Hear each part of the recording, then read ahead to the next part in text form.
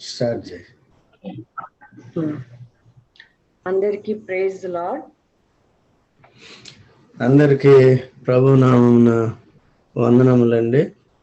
I thank God for the opportunity given to me again to stand in front of you. మరొకసారి దేవుడు మీ ఎదుట నిలుచుండి వాక్య పరిచర్య చేయటానికి దేవుడు నాకు ఇచ్చిన అవకాశాన్ని బట్టి దేవునికి స్తోత్రములు. Thank you for all your prayers on behalf of us. మా పక్షంగా మీరు చేస్తున్న ప్రార్థనల అన్నిటిని బట్టి దేవుని స్తుతిస్తున్నాం. So we were meditating on some women in this year, and also we saw we meditated on the book of Job, few thoughts from the book of Job. కొన్ని పుస్తకాలను మనం ఈ సంవత్సరంలో మనం ధ్యానించుకుంటూ వచ్చాం. యోబు గ్రంథంలో నుండి కూడా కొన్ని అధ్యాయాలని మనం చూసుకున్నాం. So we are all in difficult times right now. ఈ దినాల్లో కష్టతరమైన పరిస్థితుల్లో ఉంటున్నాము. Especially from past 1.5 years, our families are going through tough times. గత సంవత్సరంన్నర నుంచి కూడా మన కుటుంబాలన్నిటినీ కూడా కష్ట సమయాలు గుండా వెళుతున్నాయి. Waking up early in the morning, it's very scary to see any messages on the phone or on the social media. లేచిన వెంటనే మనం అనేకమైన దుర్వార్తలను కూడా చూసే సందర్భాలు కలిగి ఉంటున్నాము. Many deaths and so many prayer requests that someone or the other is having COVID. అయితే కోవిడ్కి గురైన సమాచారాలు కూడా ఎవరొకరి నుంచి మనకు వస్తూనే ఉన్నాయి. We are all in a helpless situation. మనమందరం కూడా నిస్సహాయమైన పరిస్థితిలో ఉన్నాము. So what is that we can do now? ఇప్పుడు మనం ఏం చేయగలము అనేది చూడాలి. You are all praying wonderfully. మీరందరూ కూడా అద్భుతమైన రీతిగా ప్రార్థన చేస్తున్నారు. One thing we can at least do right now is prayer. మనం చేయవలసింది ఒకటేంటి అంటే మనం ప్రార్థన చేయాలి. There is so much of misconception that only certain people are gifted or called to be prayer warriors. అయితే చాలా మంది అనుకుంటున్నారు, కొంతమంది ప్రార్థన యోధులని అనుకుంటున్నారు. అది సరైనది కాదు. But the truth is we are all called to pray. మనం అందరం కూడా రక్షణ పొందిన వారంతా కూడా యాజక ధర్మం చేయాలి, మనం అందరం కూడా ప్రార్థన చేయాలని హెచ్చరింపబడుతున్నాం. Especially praying for others who are going through tough times. అయితే ముఖ్యంగా ఎవరైతే కష్టతరమైన పరిస్థితుల గుండా వెళుతున్నారో వారి నిమిత్తము ఆరోగ్యంగా ఉన్న మనం అందరం కూడా కలిసి ప్రార్థన చేయాలి. When we think of great prayer warriors, who come to our mind? అయితే ప్రార్థనా యోధులు అంటే మన మనసులోనికి ఎవరు వస్తారు? Can you name any? Can you name some of them? ఎవరైనా కొంతమంది పేర్లు బైబిల్లో నుండి చెప్పగలరా?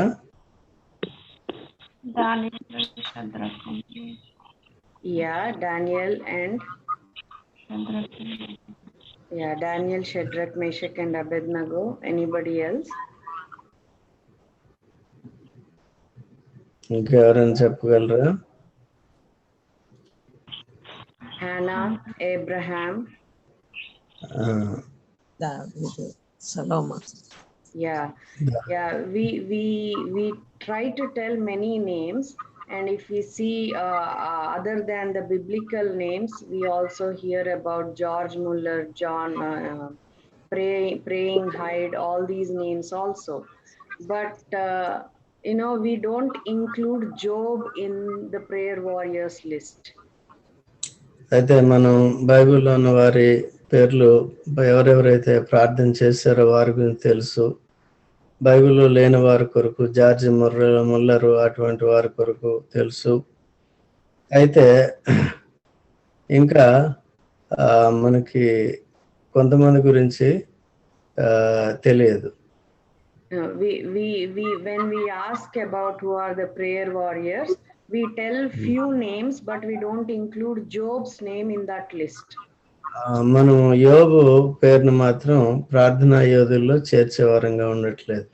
But God included Job in his prayer warriors list. అయితే దేవుడు ప్రార్థనా యోధుల్లో యోబు పేరును కూడా చేర్చి ఉన్నాడు. We have meditated initially when we meditated on Job chapter 1. So if we read the book of Job carefully, we see that first chapter, Job was interceding on behalf of his children. యోబు గ్రంథం మొదటి అధ్యాయంలో చూసినప్పుడు తన పిల్లల కొరకు తాను విజ్ఞాపన చేస్తూ వచ్చాడు. Similarly, at the end of the book, that is Job chapter 42, we see that Job and the three of his friends needed to repent before God. అయితే యోబు కూడా దేవుని దగ్గర పశ్చాత్తాపడి ప్రార్థన చేశాడు. తర్వాత తన స్నేహితుల కొరకు కూడా ప్రార్థన చేశాడు. So we see that he prayed in the first chapter of Job and also in the last chapter of Job. యోబు గ్రంథం మొదటి అధ్యాయంలో యోబు ప్రార్థన చేశాడు, మరియు 42 అధ్యాయం ఆఖరి అధ్యాయంలో కూడా ప్రార్థన చేసినట్లుగా చూస్తున్నాం. Most people, when studying the book of Job, look to see how Job's problems started, how they progressed, and how they finally ended. అయితే చాలా మంది తన సమస్యలు, యోబు సమస్యలు ఎలాగ ఆరంభమయ్యాయి, ఎలాగ ముగిసిపోయాయి అనే విషయాలు మాత్రమే చూస్తూ ఉంటారు. But often the conclusion with Job's three friends seems to go unnoticed. అయితే చాలా మంది యోబు యొక్క ముగ్గురు స్నేహితుల విషయమై తాను చేసిన ప్రార్థన ఇవన్నీ కూడా గుర్తింపు లేకుండా వెళుతున్నాయి. So in the last chapter, we see Job praying for his three friends. ఆఖరి అధ్యాయం 42లో తన ముగ్గురు స్నేహితులు తనకు విరోధంగా మాట్లాడిన వారి కొరకు ప్రార్థన చేశాడు. We are all also living in a time where prayer is often mocked, attacked, and taken for granted. అయితే మనం కూడా అనేక సార్లు ప్రార్థన సరిగా లేని దినాల్లో ఉంటున్నాం. So for our meditation today, let's look at Job chapter 42, verse 10. Let's all read together. ఈ ఉదయకాలము వాక్య ధ్యాన నిమిత్తము యోబు గ్రంథము 42 అధ్యాయాన్ని ధ్యానించుకున్నాం. Verse 10 we will read all together. మనమంతా కలిసి యోబు 10వ వచనాన్ని 42:10ని మనం చదువుకుందాం. యోబు గ్రంథం 42:10 చదువు కలిసి చదువుకుందాం. And the Lord turned the యోబు తన స్నేహితుల నిమిత్తము ప్రార్థన చేసినప్పుడు యెహోవా అతని క్షేమశక్తిని మరలా అతనికి దయచేశాడు. మరియు యోబునకు పూర్వం కలిగిన దానికంటే రెండంతలు అధికం అతనికి దయచేశాడు. So what do we notice here? ఇక్కడ మనం ఏం గమనిస్తున్నాము? The Lord restored Job's losses when he prayed for his friends. తన స్నేహితుల కొరకు ప్రార్థన చేసినప్పుడు తన క్షేమ స్థితిని మరలా తనకు దయచేశాడు. So the Lord blesses us when we intercede for others. ఇతరుల కొరకు, ముఖ్యంగా మనకు విరోధంగా ప్రవర్తించిన వారి కొరకు ప్రార్థన చేసినప్పుడు మన క్షేమ స్థితిని తిరిగి సమకూరుస్తాడు. So that doesn't mean we have to pray for blessings. అయితే ఆశీర్వాదం కొరకు మాత్రమే ప్రార్థన చేయాలని కాదు, కానీ God saw that Job's sufferings had not caused him to become so self-absorbed. ఎందుకంటే తన స్వార్థం కొరకు తనకి శ్రమలు రాలేదు, కానీ దేవుడు వాటిని అనుమతిస్తూ వచ్చాడు పరీక్షించడానికి. Job's prayers for others, God changed his own situation. యోబు తన స్నేహితుల కొరకు, ఇతరుల కొరకు ప్రార్థన చేసినప్పుడు తన క్షేమ స్థితిని మార్చివేశాడు. God heard, accepted and answered Job's prayer. యోబు యొక్క ప్రార్థన దేవుడు అంగీకరించి దానికి ప్రతిఫలం ఇచ్చాడు. God takes full responsibility for our needs when we obey him. మనం ఎప్పుడైతే దేవునికి విధేయత చూపిస్తామో మన అవసరాల నిమిత్తమే పూర్తి బాధ్యత దేవుడు వహిస్తాడు. So we have to pray individually and as a church. మనము వ్యక్తిగతంగాను సంఘముగా కూడా కలిసి ప్రార్థన చేయాలి. There are variety of reasons why God doesn't respond to some of our prayers. కొన్ని ప్రార్థనలకు మనం చేసే వాటికి దేవుడు జవాబు ఇవ్వడు. perhaps something in our lives is preventing him from answering us. ఎందుకంటే మన జీవితంలో ఏదో ఒక విషయము దేవుడు మన ప్రార్థన ఆలకించకుండా ఆటంకకరంగా ఉందేమో. Maybe our request is not according to his will. తన చిత్తానుసారంగా మన మనవులు లేవేమో. You must have meditated Acts chapter 12. 12వ అధ్యాయాన్ని మనం ధ్యానించుకున్నాము. Acts chapter 12. అపోస్తల కార్యములు 12వ అధ్యాయాన్ని. That is a great example how the Lord answered the fervent prayers of his people. తన ప్రజలు సంఘంగా చేసిన ప్రార్థనలకి, ఇది ఆసక్తితో చేసిన ప్రార్థనకి జవాబు ఇవ్వటం మనం చూసాం. This is a great example for us. మనందరికీ కూడా ఇది గొప్ప ఉదాహరణగా ఉంది. We all know here in this chapter, as the church prayed, Peter is delivered from the prison by the angel. అత్యాసక్తితో సంఘము ప్రార్థన చేసినప్పుడు పట్టు వదలకుండా దేవుడు పేతురుని బంధకాల నుంచి విడిపించి వారి దగ్గరికి తీసుకుని వచ్చాడు. So we should understand that the first essential element of prayer is that we must be directed to the one true God who is holy and righteous. పరిశుద్ధుడైన నీతిమంతుడైన మన దేవుని దగ్గరికి మన ప్రార్థనలు వెళుతూ ఉంటాయి. So he is the creator of the world. సర్వలోకాన్ని మన దేవుడే సృష్టించాడు. And he sent his only begotten son, Lord Jesus Christ, as our savior. మనకు రక్షకుడిగా ఉండటానికి తన ఏకైక కుమారుడు యేసుక్రీస్తు ప్రభుని లోకానికి పంపించినాడు. And through him we have forgiveness for our sins. యేసుక్రీస్తు ప్రభు ద్వారా మన పాపములకు క్షమాపణ మనం పొందాం. Looking at Acts chapter 12, from a human perspective, there was no hope for Peter. అయితే ఇక మానవ రీతిగా చూసినప్పుడు అపోస్తల కార్యములు 12వ అధ్యాయంలో పేతురు విడుదల పొందటానికి ఎటువంటి నిరీక్షణ లేదు.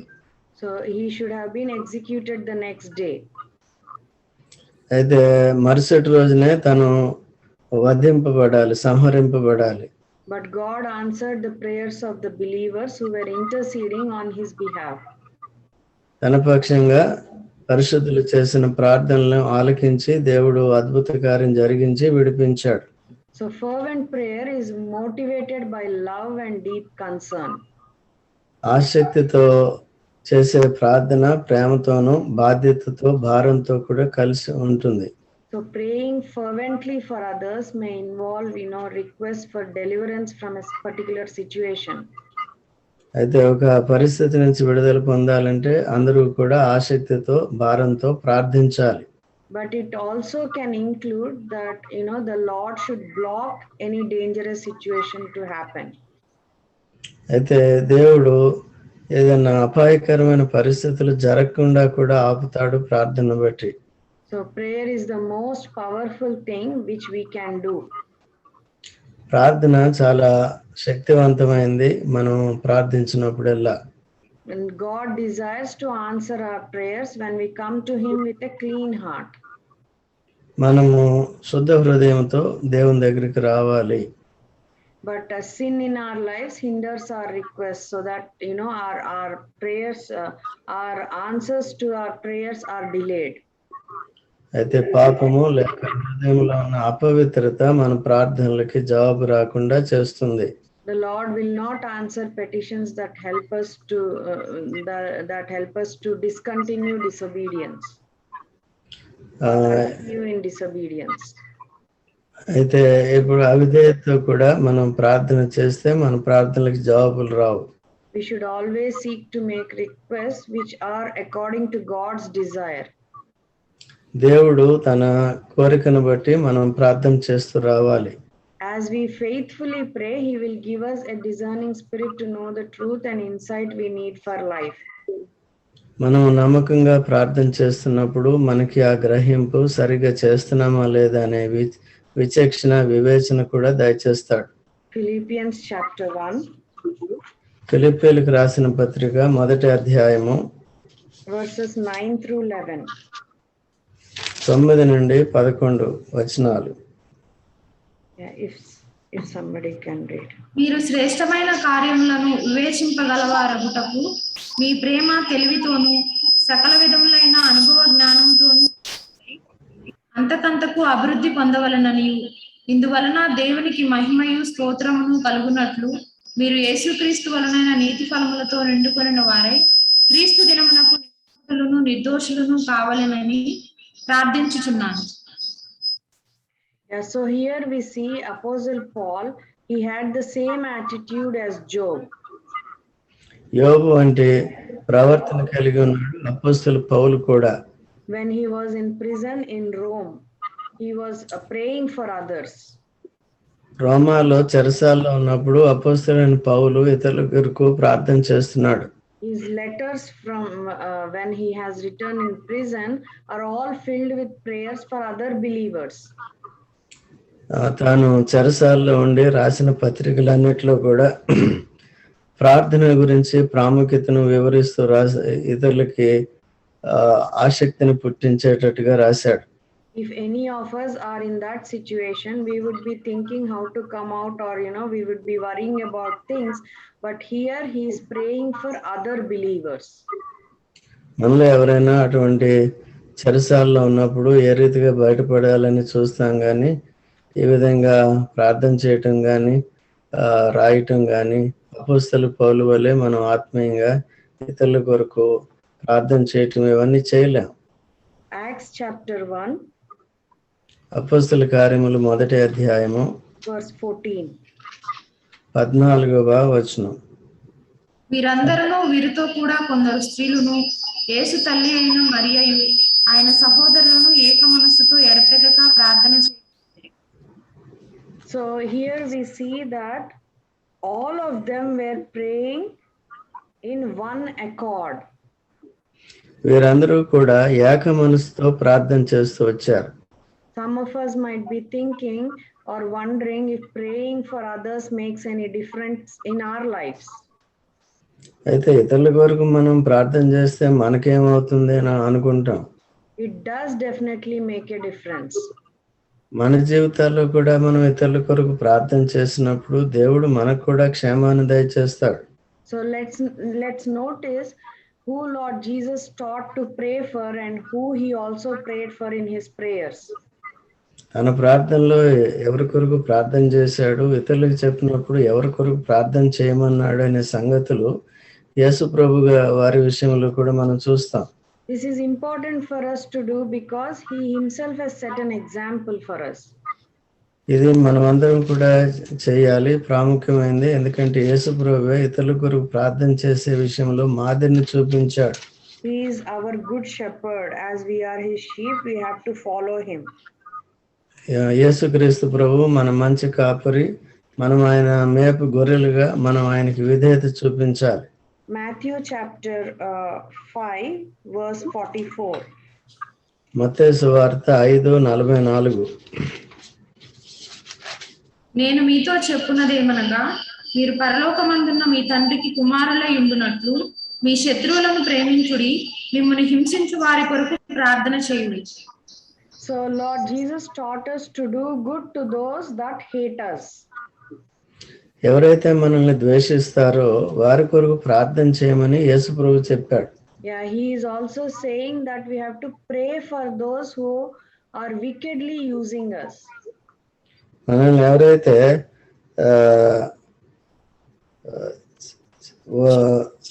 మన సరిగా మన 44వ వచనంలో మీరు కుమారుల శత్రువులను ప్రేమించి మిమ్మల్ని హింసించే వారి కొరకు ప్రార్థన చేయడి, మనల్ని సరిగా సేవ చేయకుండా క్రూరంగా మన చేత సేవ చేయించుకునే వారి కొరకు కూడా ప్రార్థన చేయమంటాడు. So, but are we really praying for those people who are treating us without any respect? అది అమర్యాదగా మనతో పని చేయించుకుంటున్న వారి కొరకు నిజంగా ప్రార్థన చేయగలుగుతున్నామా? I confess in my life many times I have missed that. అయితే నా జీవితంలో నేను ఒప్పుకుంటున్నాను, పశ్చాత్తాపడుతున్నాను, అనేక విషయాల్లో ఈ విషయంలో నేను తప్పిపోయాను. Do we pray for the one that doesn't treat you or me properly? నిన్ను నన్ను సరిగా చూడని వారి కొరకు మనం ప్రార్థన చేయగలమా? Let's look at Lord's Prayer in 6th chapter, Matthew 6th chapter and verse 12. మత్తయి సువార్త 6వ అధ్యాయము 12వ వచనంలో ప్రభు ప్రార్థన ఒకసారి చూద్దాము. మా రుణస్థులను మేము క్షమించి ఉన్న ప్రకారము మా రుణములు క్షమించుము. Yeah, so we see here that Lord Jesus prays for forgiveness for the debtors. ఇదే యేసుక్రీస్తు ప్రభు ఇక్కడ చేసే ప్రార్థన, నేర్పించే ప్రార్థన ఏంటంటే, మా రుణస్థులను మేము క్షమించిన ప్రకారము మా రుణములు క్షమించుము. Similarly, similar to this example, we see what Lord Jesus Christ prays on the cross in Luke chapter 23. లూకాసు వార్త 23వ అధ్యాయంలో ఇదే మాదిరిగా యేసు ప్రభు శిలువ మీద ఉన్నప్పుడు ఏ రీతిగా ప్రార్థన చేశాడో కూడా చూస్తాం. Verse 34. 23 లూకాసు 23:44 లూకాసు వార్త. అప్పుడు రమార 34 Yeah, 34.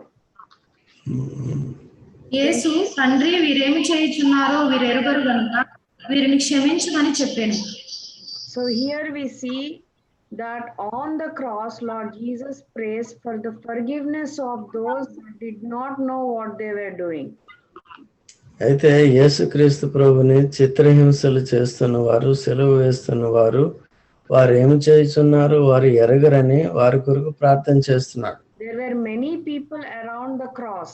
They were watching at him.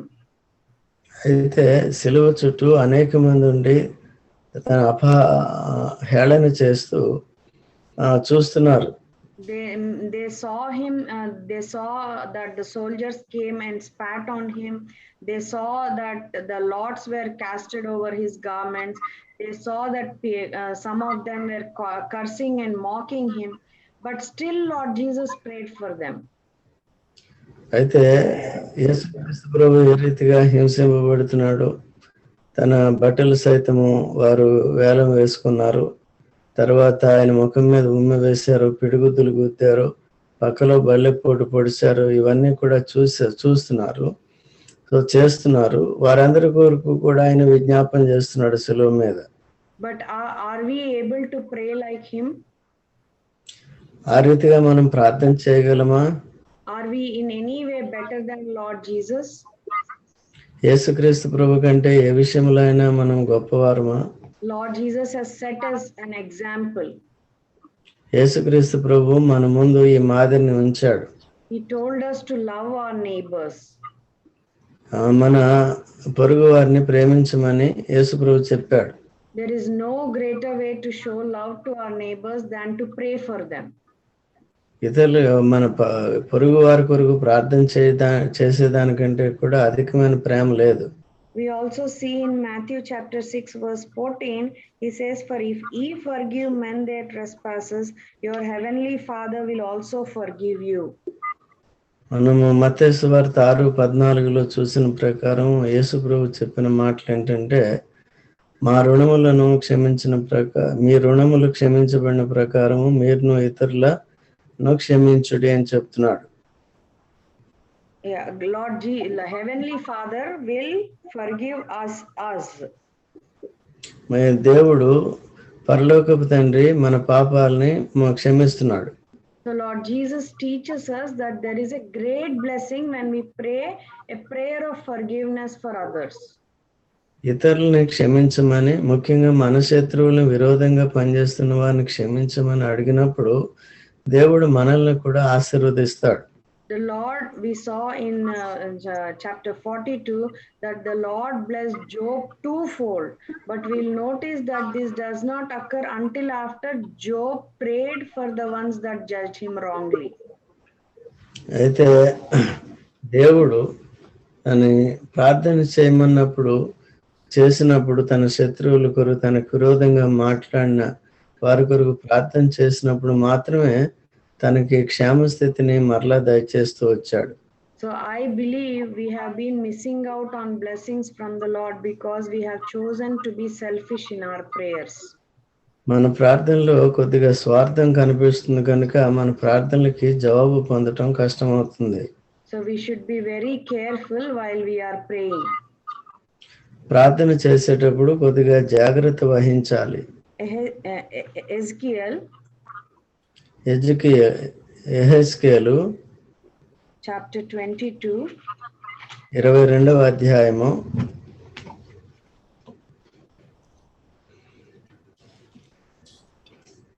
verse 30. 30వ వచనం.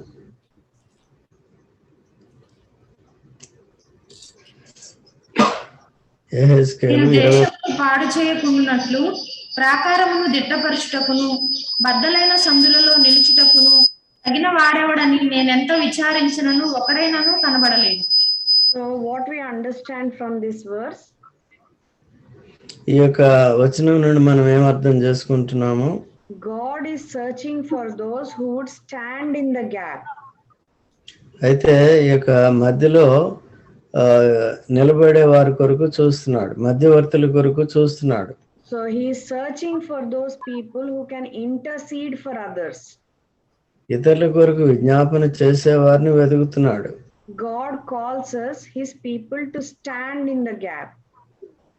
అయితే ఇతరులకి మధ్యలో మనం నిలుచుండాలి. దేవునికి ఇతరులకి మధ్యలో మనం నిలబడి ప్రార్థన విజ్ఞాపన చేయాలి. So praying for others is not a choice we are making. It is a privilege that God is giving us.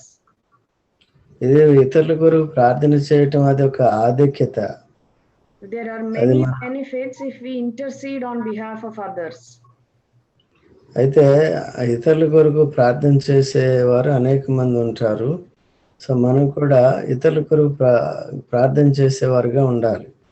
James chapter 5 verse 16. యాకోబు పత్రిక 5:16. మీ పాపములను ఒకనితోనొకడు ఒప్పుకొనుడి, మీరు స్వస్థత పొందినట్లు ఒకని కొరకు ఒకడు ప్రార్థన చేయుడి. నీతిమంతుని విజ్ఞాపన. Yeah, so the first part it says, and the prayer of faith shall save the sick. విశ్వాస సహితమైన ప్రార్థన రోగిని స్వస్థపరచును. So our prayers will effectively produce some change. అయితే మన ప్రార్థనలు శక్తివంతంగా మార్పును తీసుకొస్తాయి రోగిలో. So the prayer of faith can save the sick and lift him up. అయితే విశ్వాస సహితమైన ప్రార్థన రోగిని బాగు చేసి లేవనెత్తుతుంది. But many of us, including me, what we do is we look around at the world and we always complain. మనం లోకాన్ని చుట్టూ చూసి ఎప్పుడు కూడా మనం విరోధంగానే మాట్లాడుతూ ఉంటాం. Always continuously complaining about something or the other. మనం ఏదో రకంగా విరోధంగా మాట్లాడుతూనే ఉంటాం. But how often are we praying for the perishing world? అయితే నశించిపోతున్న ఆత్మల కొరకు మనం ఎలా ప్రార్థన చేస్తున్నాం? So instead of praying for just our church, we have to extend our prayer to others. మన సంఘం కొరకు మాత్రమే కాదు కానీ లోకంలో నశించిపోతున్న వారందరి కొరకు కూడా ప్రార్థన చేయాలి. We see that about that in 1 Timothy chapter 2. మొదటి తిమోతి 2వ అధ్యాయంలో చూస్తాం. It says that we have to pray for our authorities. మన యొక్క అధికారుల కొరకు ప్రార్థన చేయాలి. So that way we may live peaceful and quiet lives. మనం నిజాయితీగాను సమాధానంగా కూడా బ్రతకడానికి వీలవుతుంది. We have to pray for our government. మన యొక్క ప్రభుత్వం కొరకు ప్రార్థన చేయాలి. So if we have to pray for everything around us. మన చుట్టూ ఉన్న ప్రతి దాని కొరకు మనం ప్రార్థన చేయాలి. So let's increase our prayer life. అది మన ప్రార్థన జీవితాన్ని మనం పొడిగించాలి. We already read in Job 42 verse 10 that God blesses when we pray for others. ఇతరుల కొరకు ప్రార్థన చేసినప్పుడు దేవుడు ప్రార్థన చేసిన వారిని కూడా ఆశీర్వదిస్తాడని యోబు 42:10లో చూసాం. So here we saw Job prayed for others despite his own sickness and many troubles he was facing. యోబు జీవితంలో అనేకమైన సమస్యలు, అనారోగ్య పరిస్థితులు, దుఃఖము, నిట్టూర్పు అన్నీ ఉన్నప్పటికీ కూడా ఇతరుల కొరకు ప్రార్థన చేస్తూ వచ్చాడు. So whatever could be our situation, if we pray for others, then God will not only take care of their needs but also our needs. మనం ప్రార్థన చేసినప్పుడు వాళ్ళ అవసరాలు మాత్రమే కాదు కానీ మన అవసరాలను కూడా దేవుడు తీర్చేవాడుగా ఉన్నాడు. 2 Corinthians 2 కొరింథీయులకు chapter 2 2వ అధ్యాయము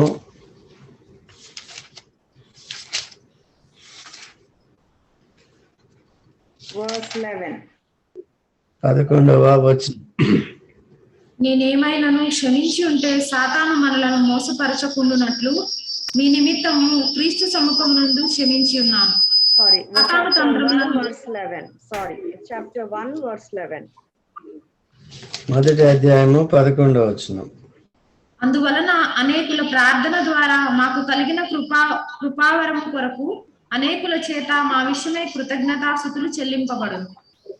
So here the men of God in that church faced serious danger when spreading the gospel.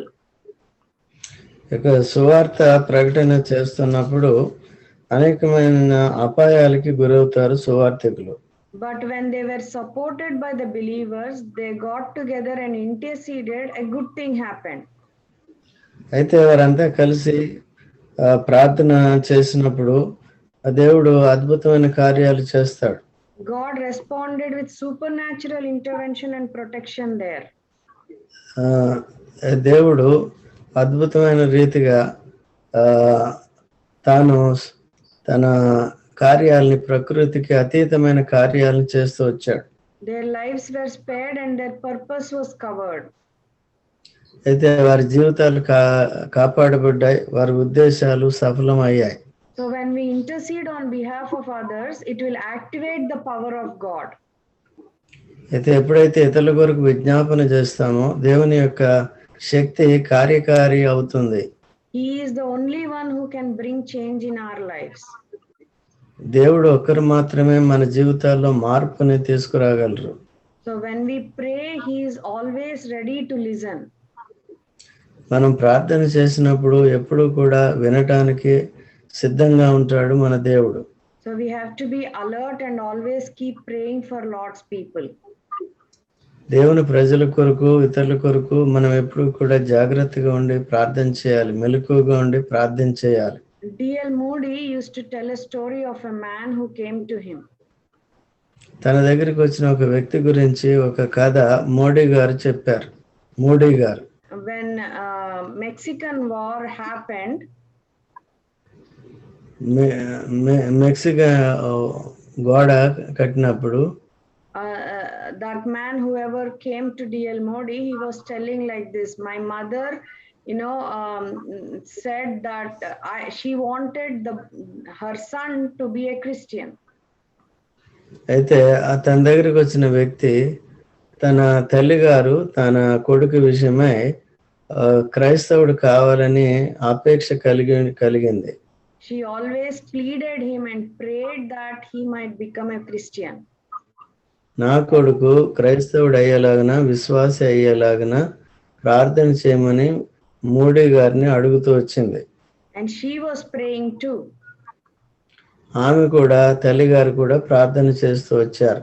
But her son was becoming more and more adamant.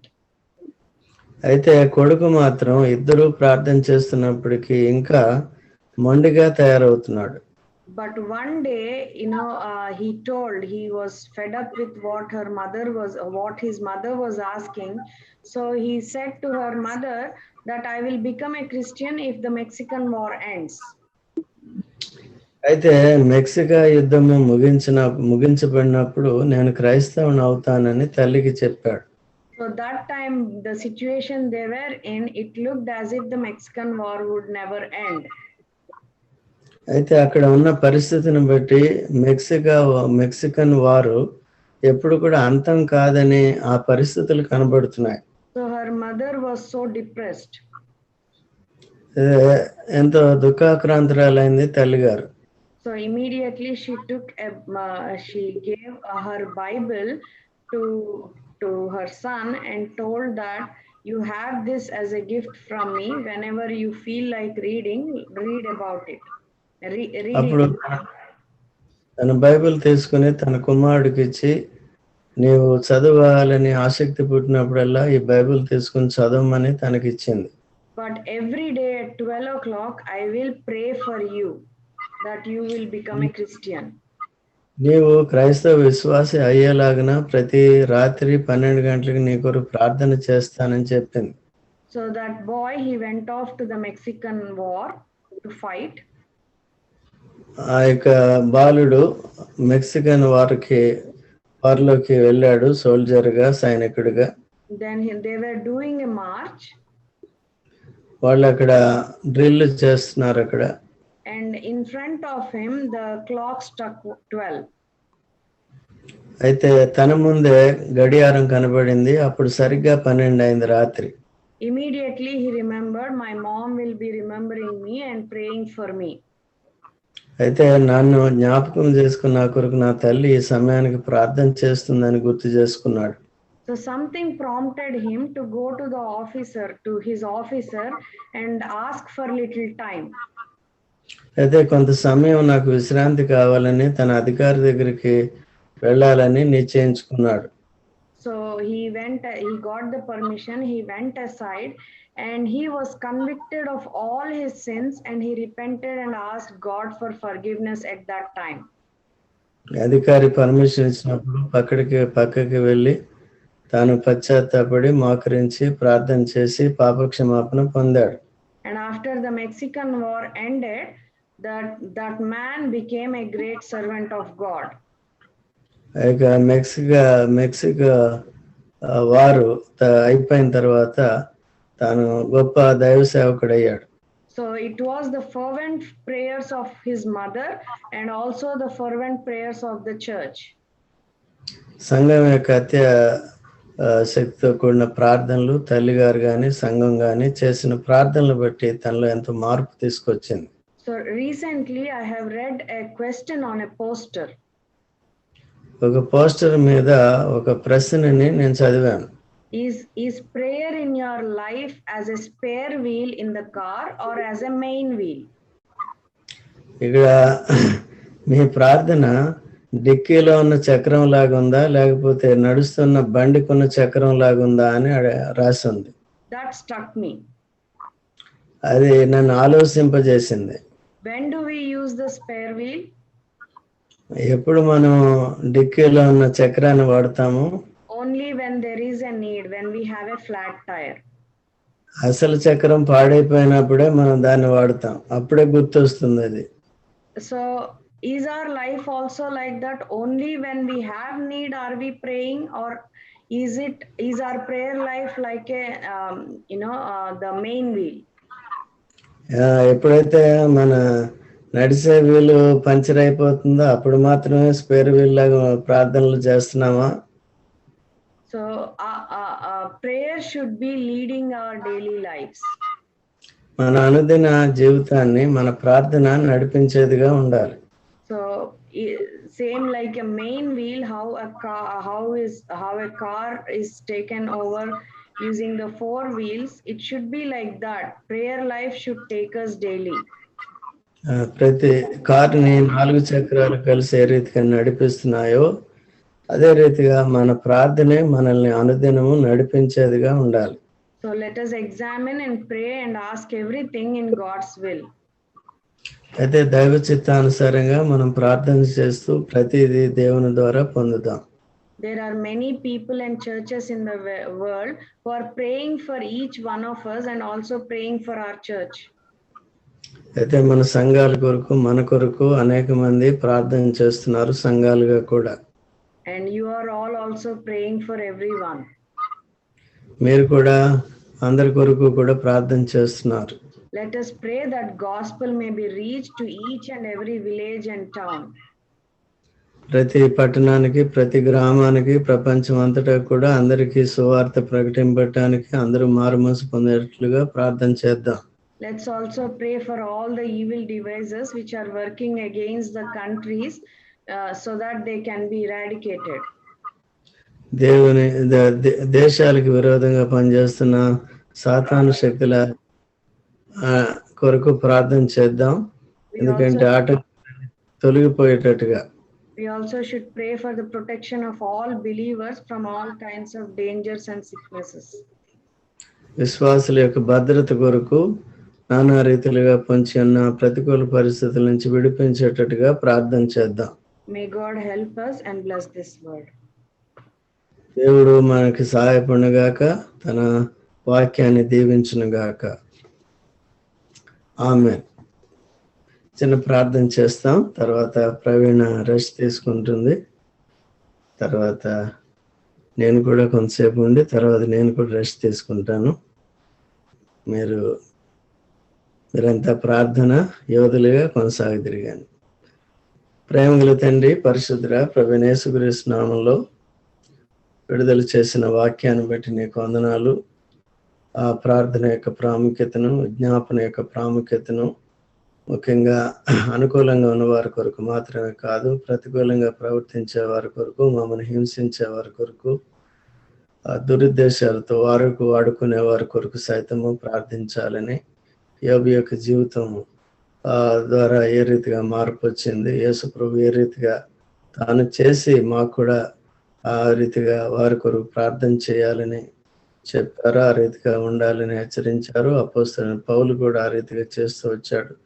చెరసాల్లో ఉన్నప్పటికీ కూడా తాను ఇతరుల కొరకు ప్రార్థన చేస్తూ, ప్రార్థన గురించిన ఉత్తరాలు రాస్తూ, ఈ విధంగా అనేకులను ప్రోత్సహిస్తూ వచ్చాడు, బలపరుస్తూ వచ్చాడు. మేమంతా కూడా మా సర్వలోక రక్షణ కొరకు, విశ్వాసుల భద్రత కొరకు, సువార్త ప్రకటన కొరకు, అన్ని అంశాల కొరకు మేము అనుదినము ప్రార్థన చేయటానికి వ్యక్తిగతంగా, సమాజాలుగా మా అందరికీ కూడా సాయం చేయండి. మిగతా సమయాన్ని ఆశీర్వదించమని, ప్రవీణ్కి కూడా మీ కృప దయచేయమని, కుటుంబాన్ని కూడా దీవించమని, శ్రీను కూడా తనకి జాబు మారవలసి ఉంటుండగా నూతనమైంది సరైన జాబు అనుకూలమైంది మీరు అనుగ్రహించి మహిమ పొందము. నీ దయగల హస్తాలకు అప్పచెప్పుకుంటూ కృపను కోరుకుంటూ ప్రభు అయిన యేసుక్రీస్తు నామంలో ప్రార్థిస్తున్నాము తండ్రి. ఆమేన్.